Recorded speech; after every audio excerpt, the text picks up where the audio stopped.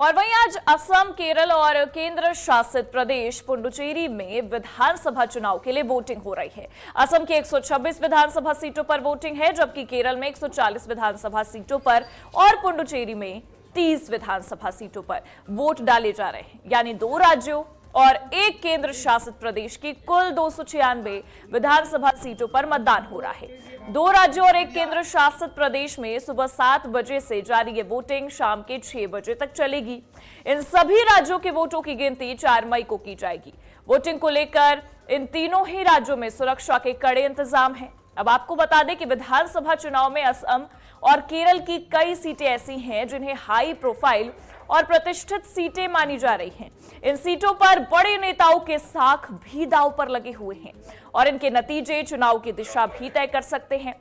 असम के दिसपुर, जोरहाट, डिब्रूगढ़, नगांव, सिलचर और धुबरी के साथ ही सीमावर्ती क्षेत्र की अहम सीट राज्य के लिए काफी महत्वपूर्ण मानी जा रही है। तो वहीं अगर केरल की बात करें तो तिरुवनंतपुरम, नेमोम, पलक्कड़, त्रिशूर, मंजेश्वरम और कोझिकोड नॉर्थ सीट राज्य की हॉट सीट है, जिस पर सभी की नजरें बनी हुई हैं।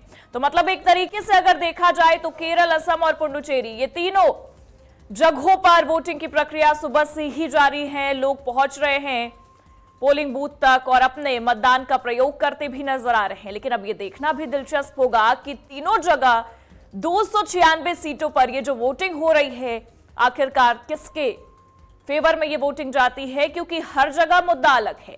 हर जगह अगर हम बात करें किस तरीके से जनता को रिझाने की कोशिश की गई है, वो सारी रणनीतियां अलग हैं, वो सारे समीकरण अलग हैं। लेकिन अब ये देखना होगा कि क्या केरल में एनडीए अपनी जो वहां पर पैठ बनाने की कोशिश कर रही है, जद्दोजहद में लगी हुई है, वो कर पाती है या एक बार फिर से वोट काटने वाली पार्टी बनकर रह जाती है। तो वहीं दूसरी तरफ अगर हम असम की बात करें तो असम में बीजेपी एक बार फिर सत्ता में आने के लिए जद्दोजहद करती नजर आ रही है। तीसरी बार ये कहा जा रहा है कि बीजेपी सत्ता में वापसी करती नजर आएगी। लेकिन अब ये देखना भी दिलचस्प होगा कि इतने समीकरण हैं, इतनी रणनीतियां हैं, क्या असम में फिर से बीजेपी जीत पाती है।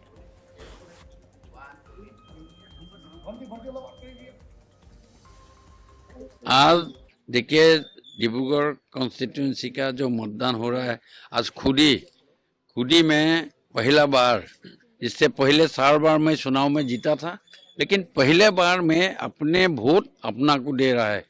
ये बड़ा महसूस है मेरा दिल में ये बैठ गया है, क्योंकि पहले 4 बार जो जीता है मैंने वोट देना चाहा, क्योंकि मेरा जो घर है, मेरा जो कमरा है, ये लाहौल कॉन्स्टिट्यूशन में था। लेकिन अभी after delimitation this part is inclusive in Dibrugarh LAC।